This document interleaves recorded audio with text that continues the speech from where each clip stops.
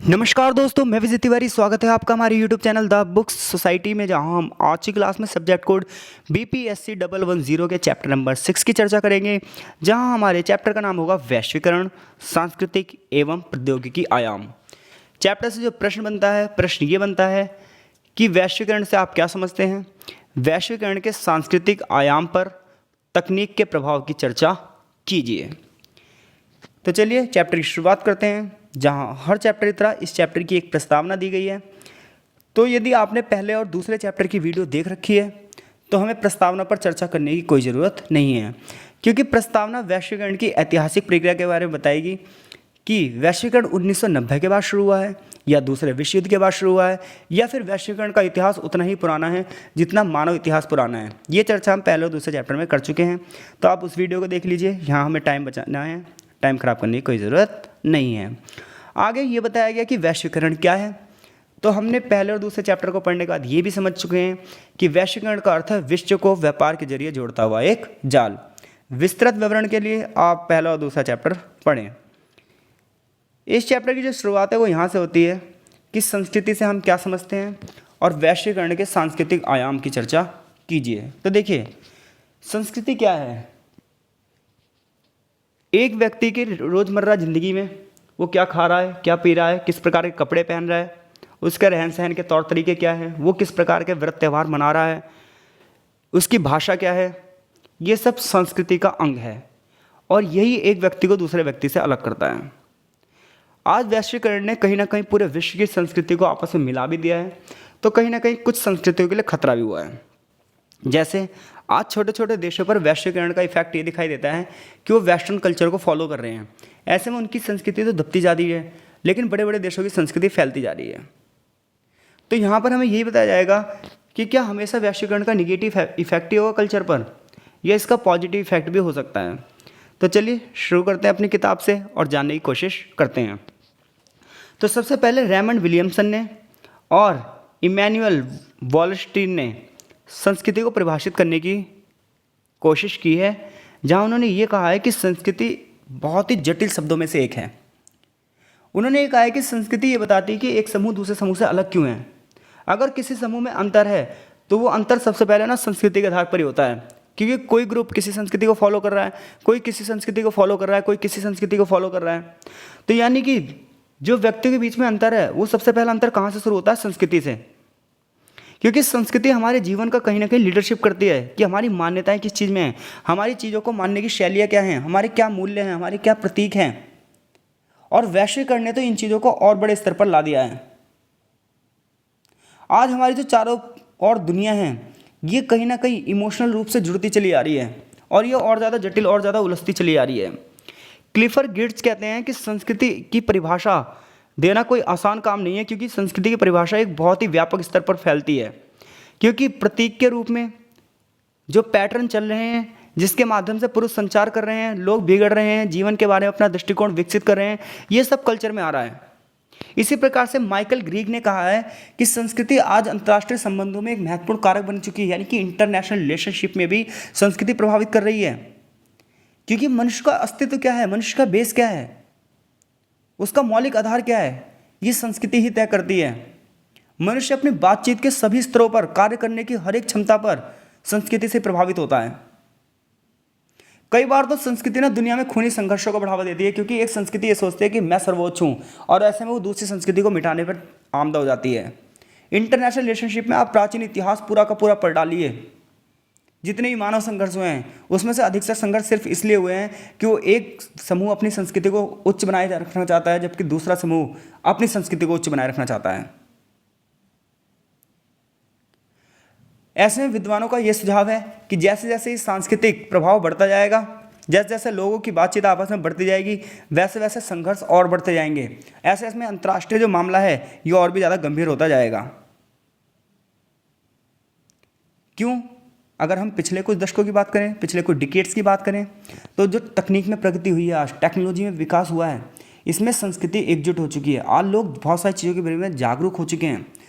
ये संस्कृति की एक नई विशेषता हमारे सामने आई है। आज पूरे विश्व में कहीं ना कहीं वैश्वीकरण ने भाईचारे को बढ़ावा दिया है।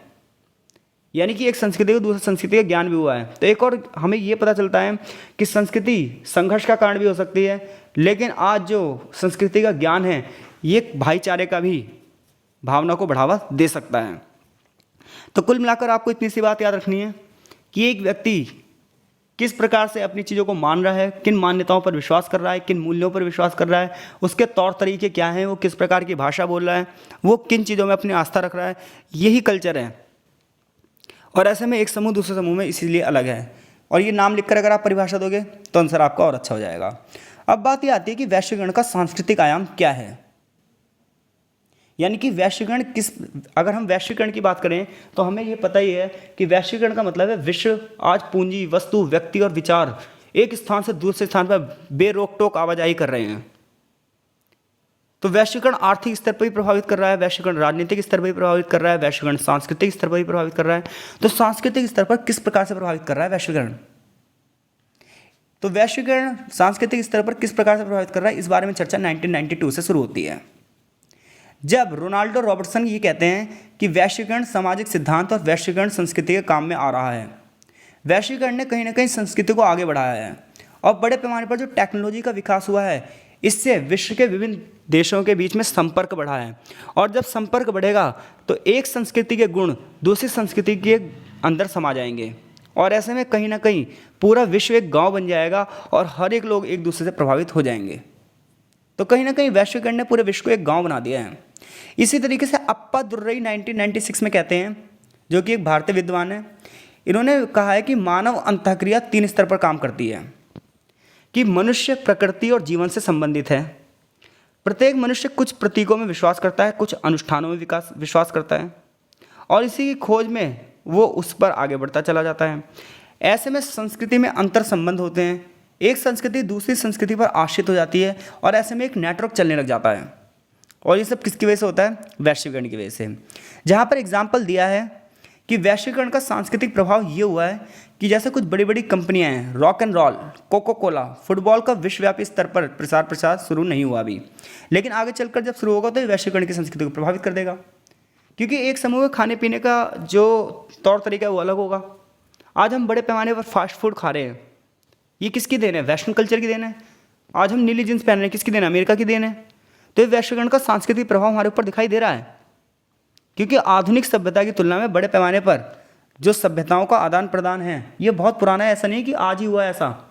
आप 500 साल पहले का इतिहास भी देखोगे ना तब भी आपको ऐसे दिखाई देगा।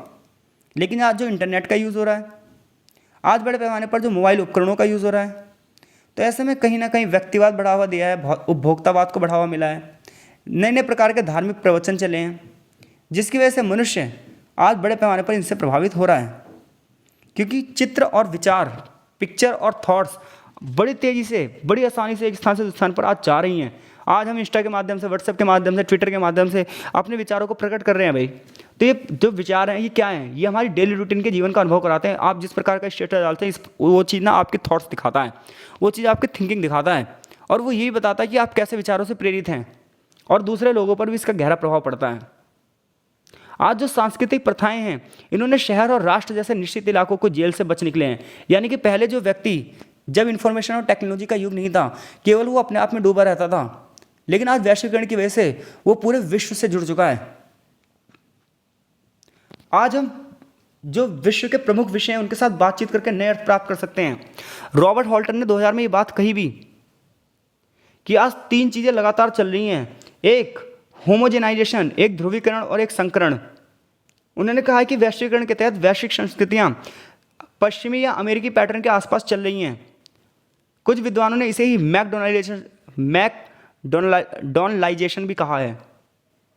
तो मैकडॉनलाइजेशन क्या है? कि आज जो छोटे छोटे देश या फिर कुछ देश अमेरिकी पैटर्न के हिसाब से चल रहे हैं, हमने विकास का पैमाना किसे माना है? हम भी सोचते हैं कि हम क्या वेस्टर्न कल्चर को फॉलो कर लें तो हम विकसित हो जाएंगे। तो यही चीज़ क्या कहलाती है? मैकडॉनलाइजेशन।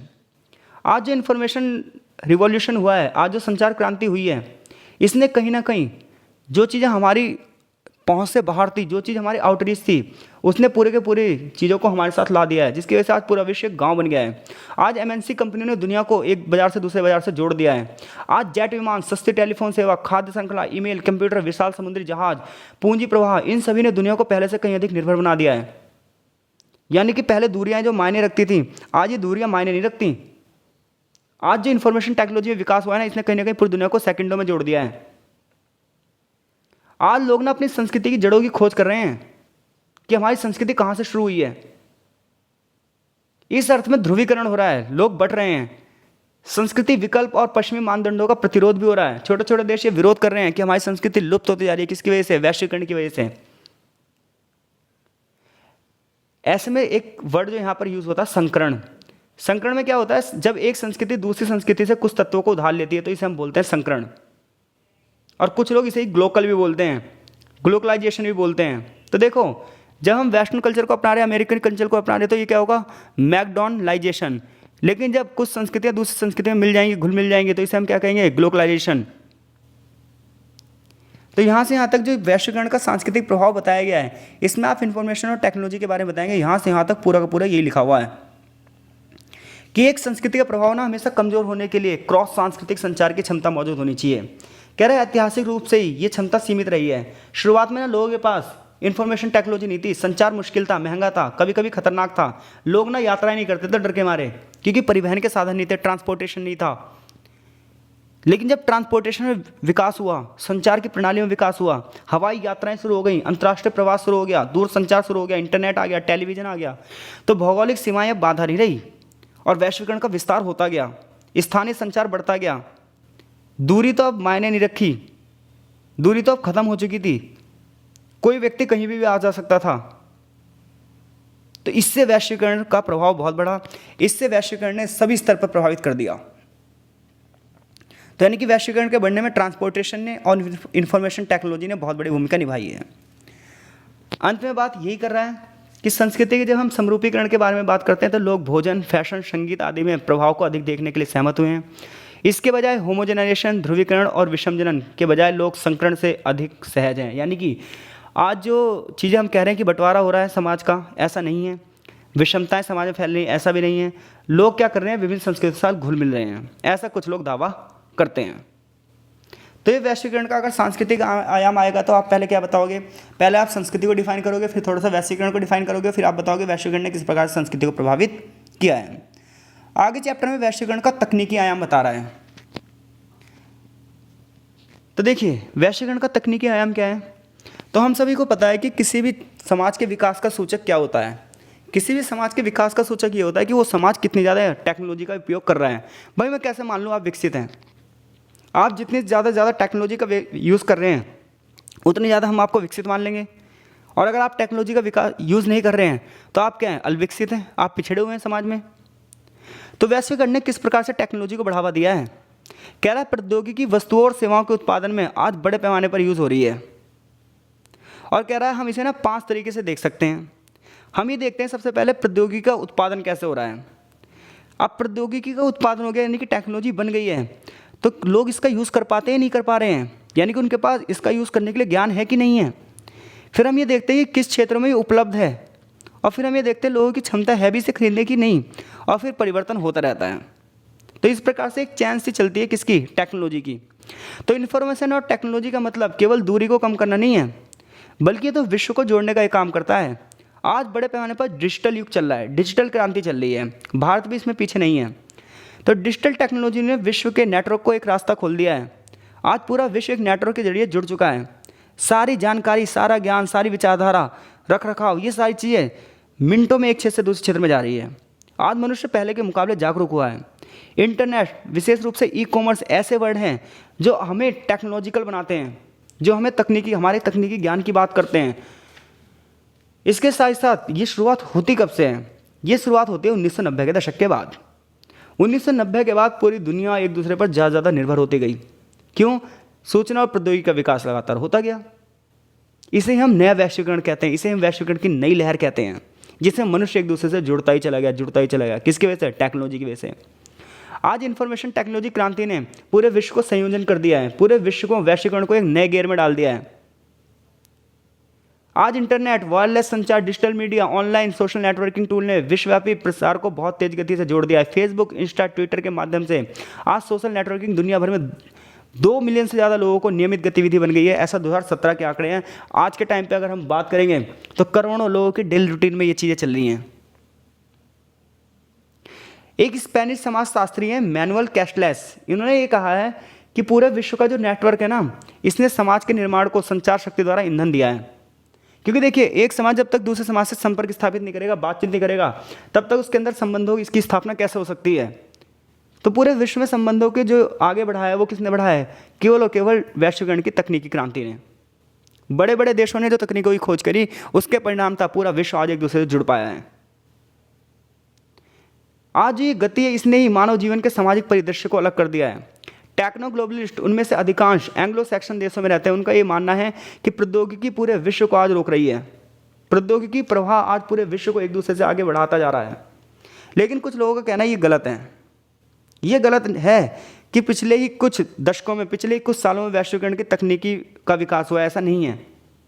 आज जिस स्तर पे है ना हम, उसका बेस आज से 400 साल पहले खड़ा हो चुका था, जब इंजीनियरों ने व्यक्तिगत कंप्यूटर बनाए थे। आज हम देखते हैं ना, आज जो व्यक्तिगत कंप्यूटर बने हैं, सुपरसोनिक जेट विमान बने हैं, ये आज के नहीं हैं। पहले जो इनोवेशन हुई थी, पहले जो खोज हुई थी ना, उसके ऊपर खड़े हैं। जब पहली बार इंजन बना था, जब पहली बार कॉटन इंजन बना था, जब पहली बार टेलीग्राफ आया था, फोनोग्राफ आया था, टेलीफोन आया था, टाइपराइटर आया था, पहली बार भाप से चलने वाले जब इंजन आए थे, पानी के पहिए आए थे, पवन चक्कियाँ आई थी, बारूद आया था, प्रिंटिंग प्रेस आया था, समुद्र के जहाज, जब शुरुआत में ये चीज़ें आई थी, वहीं से शुरुआत हुई थी विश्व के जुड़ने की।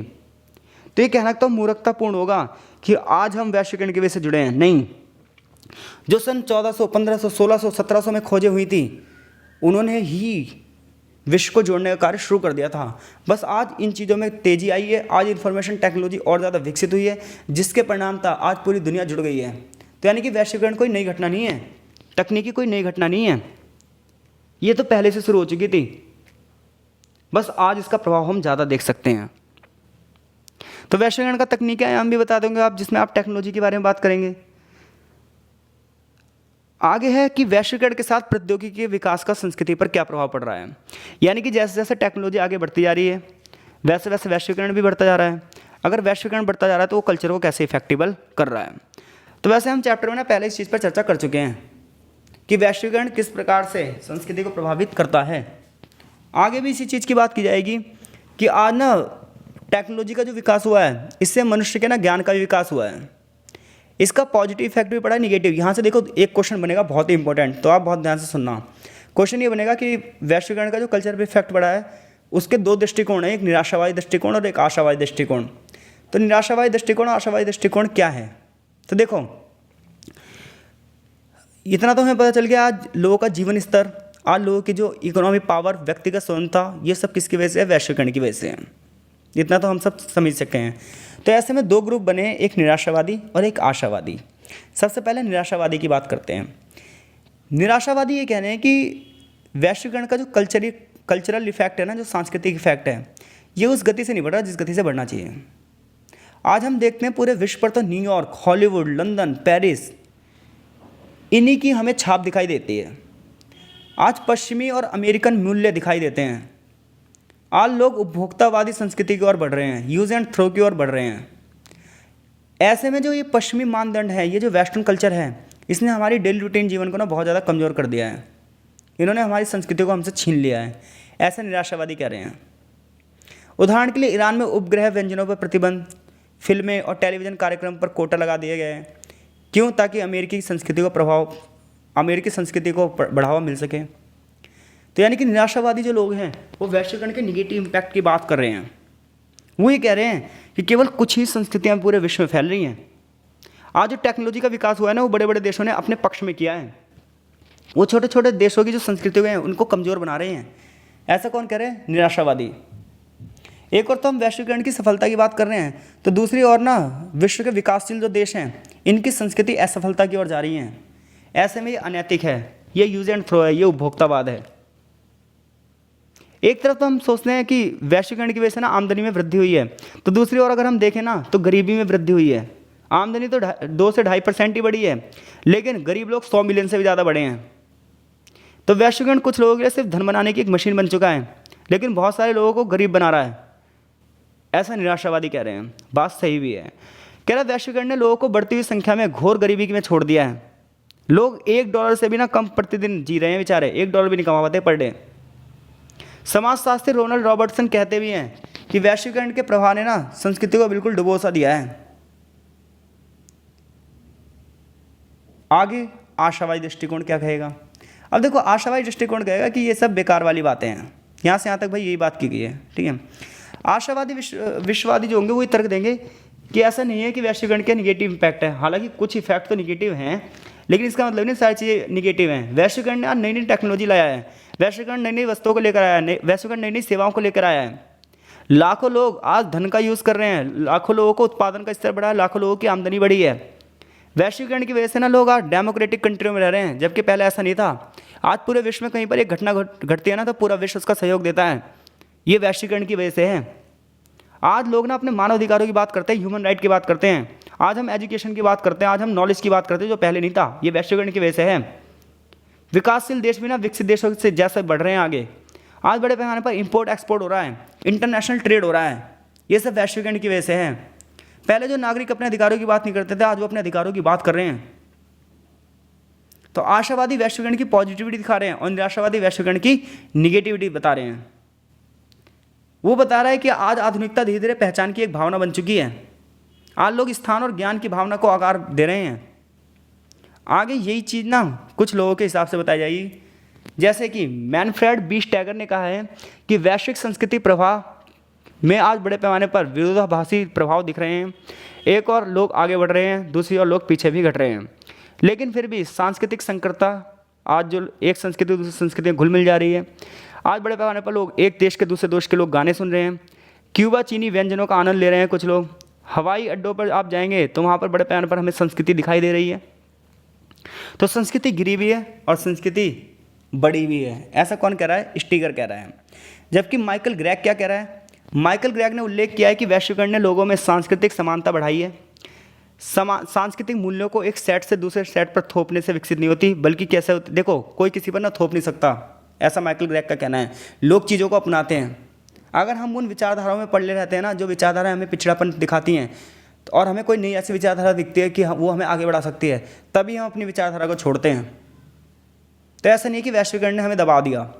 हो सकता है हमारी संस्कृति में कुछ कमी रही हो, ऐसा मैं नहीं कह रहा, माइकल ग्रेग कह रहे हैं। तो माइकल ग्रेग कह रहे हैं कि संस्कृति ने ना मेल जोल को बढ़ाया है। हालांकि कुछ चुनौतियाँ तो बनी रहती हैं, लेकिन इन विवादों को हम हल कर सकते हैं। तो यहाँ से यहाँ तक आगे चैप्टर में पूरी यही बात की गई है कि वैश्वीकरण ने किस प्रकार से, माइकल ग्रेग आगे तर्क देता है कि वैश्वीकरण ने सिस्टम में लोकतांत्रिक चीज़ों को बढ़ावा दिया है, सांस्कृतिक समरूपता को बढ़ावा दिया है, हाइब्रिड संस्कृतियों का विकास भले ही हुआ हो, लेकिन फिर भी संचार का विस्तार लगातार बढ़ा है। तो यहाँ से यहाँ तक जो हमने बात करी है वही सारी चीज़ यहाँ पर लिखी हुई है कि सांस्कृतिक पहचान में ज्ञान की बात होती है, स्वयं अपनी समुदाय की बात होती है, राष्ट्रवाद की भावना की बात होती है। डेंग 2005 में कहते हैं कि सांस्कृतिक पहचान ये है कि मैं कौन हूँ। वो इस चीज़ का सवाल देते हैं, हमारे पास क्या है।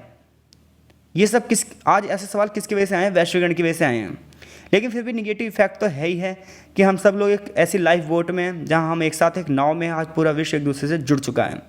और ये सब कुछ हुआ है इन्फॉर्मेशन टेक्नोलॉजी की वजह से। एक निगेटिव इफेक्ट यहाँ पर आतंकवाद का दिया है कि 11 सितंबर 2001 को अमेरिका में एक घटना घटी थी, जिसमें अमेरिका के 4 विमान हाईजैक कर लिए गए थे और उन्हें अमेरिका की ही ओर मोड़ दिया गया था। 3000 से भी ज़्यादा लोग मारे गए। इस घटना को 9/11 घटना कहते हैं। तो ये घटना ये बताती है कि वैश्वीकरण में जो इन्फॉर्मेशन टेक्नोलॉजी का विकास हुआ है, इसने कहीं ना कहीं संस्कृति में टकराव लाया है, जहाँ पर एक संस्कृति अपने आप को सर्वोच्च मानती है और दूसरी संस्कृति पर हमला कर देती है। तो कहीं ना कहीं संघर्ष बढ़े हैं। लेकिन फिर भी भले ही विश्व में असमानता भली हो, भले ही संघर्ष बढ़े हो, फिर भी वैश्वीकरण ने कहीं ना कहीं समाज में समानता की स्थापना करने में महत्वपूर्ण भूमिका निभाई है। आज वो मानव सुरक्षा की हम बात कर रहे हैं। भले ही आगे चलकर विश्व की सदी में कुछ नए संकट आएंगे, जैसे ग्लोबल वार्मिंग, आतंकवाद जैसी समस्याएं, प्रजातियों में संघर्ष, नगरीय जनसंख्या बढ़ती जाएगी और पर्यावरण जो है वो हमारा प्रभावित होता जाएगा। लेकिन फिर भी वैश्वीकरण समाज के विकास के लिए बहुत ज़्यादा जरूरी है। इस चैप्टर में यहाँ से यहाँ तक यही बात की गई है। आगे चैप्टर यहाँ से फिनिश होता है, छोटा सा एक निष्कर्ष दिया है। आई होप सो ये चैप्टर आपको समझ में आया होगा। कुछ टेक्निकल वर्ड जरूर हैं इस चैप्टर में, लेकिन उतने कठिन नहीं जितना हम इसे मान लेते हैं। तो मिलते हैं आपसे नेक्स्ट वीडियो में, तब तक के लिए आपका बहुत बहुत धन्यवाद।